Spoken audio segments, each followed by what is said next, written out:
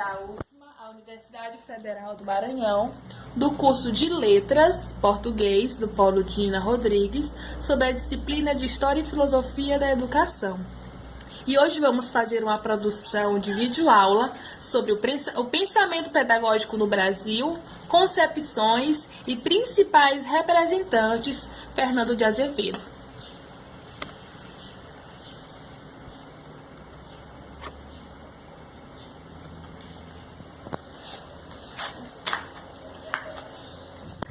Eu me chamo Ana Fabiola. Vou falar um pouco sobre a biografia de Fernando de Azevedo. Bom, Fernando de Azevedo nasceu no dia 2 de abril de 1894, na cidade de São Caetano do Sapucaí, no estado de Minas Gerais, e veio a falecer no dia 18 de setembro de 1974.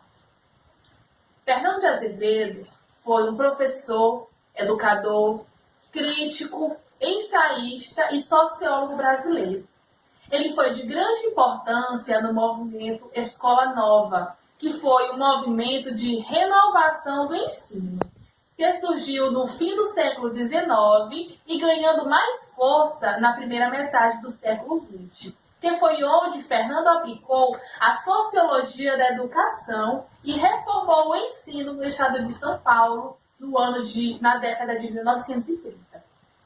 Durante sua trajetória de vida, Fernando de Azevedo formou-se em Direito pela Faculdade de Direito de São Paulo, e foi onde ele deu início à sua vida como educador. Ele também foi professor de Sociologia no Instituto Caetano de Campos e, mais tarde, no Instituto de Educação da Universidade de São Paulo. Seus pais eram Francisco Eugênio de Azevedo e Sara Lemos Almeida de Azevedo. Fernando estudou no Colégio Anchieta, em Nova Friburgo, onde fez o curso ginasial. Ele cursou por 5 anos Letras Clássicas, Língua e Literatura Grega e Latina, de Poética e Retórica. Formou-se em Ciências Jurídicas e Sociais na Faculdade de Direito de São Paulo. Muito jovem, com apenas 22 anos, foi professor de latim e psicologia no ginásio do estado em Belo Horizonte, Minas Gerais. Na Escola Normal de São Paulo, ensinou latim e literatura. Fernando assumiu a direção de instituições, como a Instrução Pública do Distrito Federal, do ano de 1926 a 1930. A Instrução Pública do Estado de São Paulo, em 1933. A Faculdade de Filosofia, Ciências e Letras de São Paulo, de 1941 a 1942. O Centro Regional de Pesquisas Educacionais, do qual atuou na organização de 1956 a 1961. Ele também foi secretário de Educação e Saúde do Estado de São Paulo, no ano de 1947. Fernando foi secretário de Educação e Cultura na administração de Prestes Maia, no ano de 1961. Foi redator e crítico literário do jornal O Estado do Maranhão, no ano de 1923 a 1926. No Distrito Federal, ele atuou ativamente em defesa da reforma do ensino brasileiro, que foi onde deu-se início ao movimento Escola Nova, de 1926 a 1930. Agora vamos ver algumas obras deste renomado autor. Meu nome é Rayane. Como sabemos, para que alguém possa se tornar um grande escritor, é necessário que se tenha um rigoroso conhecimento. E com o Fernando de Azevedo não foi diferente. A partir de suas experiências vividas, ele fez alguns livros que hoje são de suma importância para a educação brasileira. Dentre eles, podemos citar Novos Caminhos e Novos Fins, escrito em 1922, No Tempo de Petrônio, em 1923, Princípio de Sociologia, em 1935, A Educação e Seus Problemas, em 1937, Sociologia Educacional, em 1940, A Cultura Brasileira, Introdução ao Estado da Cultura no Brasil, em 1943, As Universidades no Mundo do Futuro, em 1947, Canaviais e Engenhos na Vida Política do Brasil, em 1948, Um Trem Corre para o Oeste, em 1950, Na Batalha do Humanismo, em 1952, e, por último, A Educação entre Dois Mundos, em 1958. Bem, meu nome é Maria do Amparo. Eu vou estar falando sobre o contexto histórico do pensamento de Fernando de Azevedo. Considerando-se o cenário de mudanças socioeconômicas e políticas no Brasil na década de 1930, refletindo no contexto histórico da educação no país, observamos a análise e reflexões de Azevedo.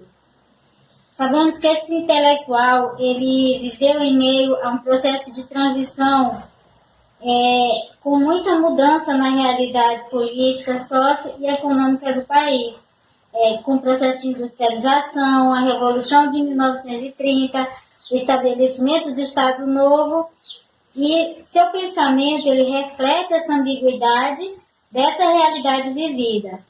No século XX, ainda no início, com muitos problemas na economia brasileira, foi demandado um amplo processo de modernização e mudança no modelo de educação vigente, por uma educação nova. Esse contexto impulsionou a criação de O Mundo dos Pioneiros da Educação Nova, em 1930, tendo Azevedo como um dos principais mentores. Este autor situou sua análise da história da educação no Brasil a partir de 3 períodos. Primeiro, a educação no período colonial. Segundo, a educação na Primeira República. E terceiro, a educação na Segunda República. Como educador, Fernando de Azevedo foi um dos mentores do Manifesto dos Pioneiros na Escola Nova. O Manifesto dos Pioneiros foi uma carta assinada por 26 educadores que reivindicaram transformações na educação. Seu pensamento era influenciado pela psicanálise e pela corrente higienista que moldou a política brasileira. Ele buscava sempre a melhoria do ensino público, querendo mesmo ele permitir abranger todas as classes sociais. Azevedo afirmava diversas vezes que a educação só sofreria mudanças drásticas com o apoio do Estado. Se preocupava bastante com a educação rural e a educação profissional. Além disso, procurava a melhoria da formação dos profissionais da educação. Fernando de Azevedo lutava pela implementação da educação física no ensino público, melhorando a capacidade psicomotora dos alunos. Sendo assim, Fernando de Azevedo pode-se dizer que os princípios deles era a reforma educacional, a defesa do Estado democrático e os problemas de um governo autoritário.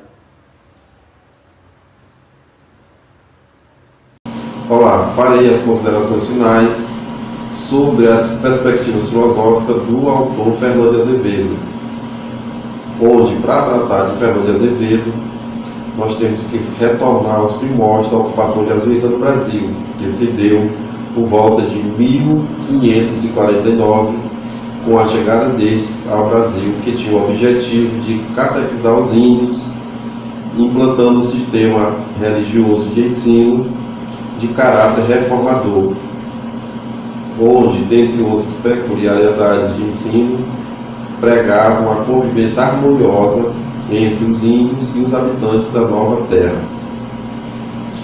Este ensinamento de caráter reformador aplicado pelos jesuítas ele durou até meados de 1759, onde o Marquês de Pombal decidiu, naquela época, expulsar os jesuítas do Brasil definitivamente.